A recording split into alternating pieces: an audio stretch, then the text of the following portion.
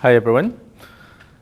This is part 2 of the rope swing, and today we'll mainly deal with the lateral view or the down the line view, and then I'll try to swing the rope in this direction.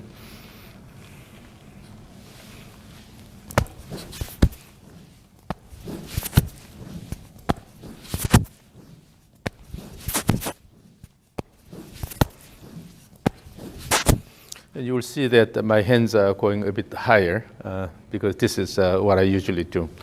But I'll try to intentionally lower my hands a little bit this time.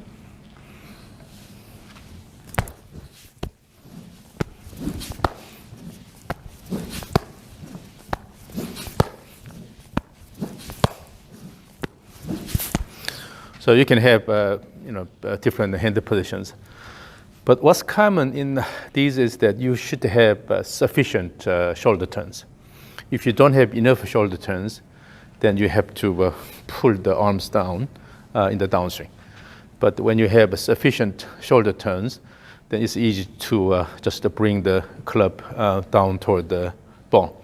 So from the top to impact, you don't have much surprise because you establish this good swing plane here, and then simply let the club go in the downswing toward the impact. As I mentioned in episode 1, the two main purposes of the rope swing is first to establish the swing plane, and then second to find the right timing of the transition.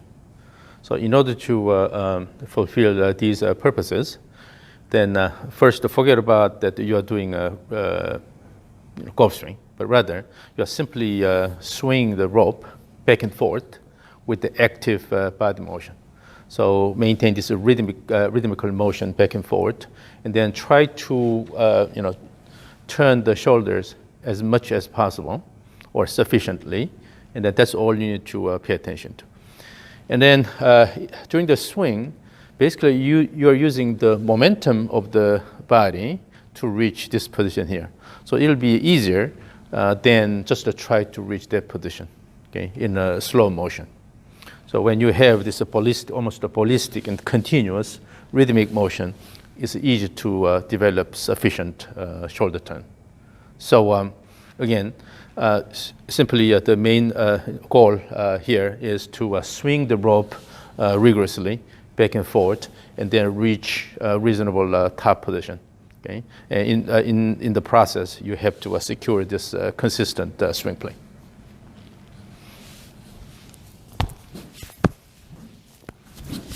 Just use your body and then swing. Do not try to do a golf swing here. Your goal is to just swing the rope back and forth, and then establish the swing plane, and then time the transition right. When I work with the golfers, basically I call it a reprogramming session. So in other words, I'm trying to reprogram the swing pattern of the golfer. As a biomechanist, I'm not really teaching golf, but rather I'm trying to teach a better way to move the body. So back to the rope swing. When you can generate this consistent swing plane with the active back and forth motion here, then from the top to the impact, you don't expect much surprise, because you can now generate this continuous motion without even thinking. Using the momentum of the body, you are carrying everything to this position, and then you simply reverse the direction and then bring everything down. So in this process, from here to here, you don't have to use your arms that much. So your downswing will be fairly straightforward. So you don't expect much surprise from here to here.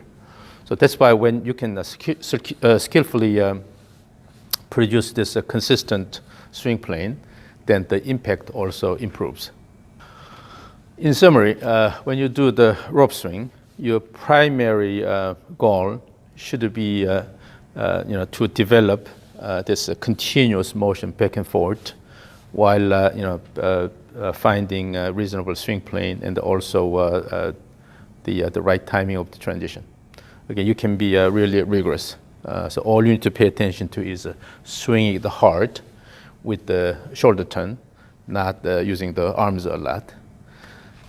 And then once you reach that level, then you can start using your club and then try to create a similar body motion, first of all. And then certainly later you can add your wrist action to increase the clever speed. But once you develop good body motion with this continuous repetition of the back and forth motion here, then pretty much 95% of the work is already done. And then you just need to add that 5% of controlling the wrist motion and so on. So this is the whole idea about the rope swing. Thank you.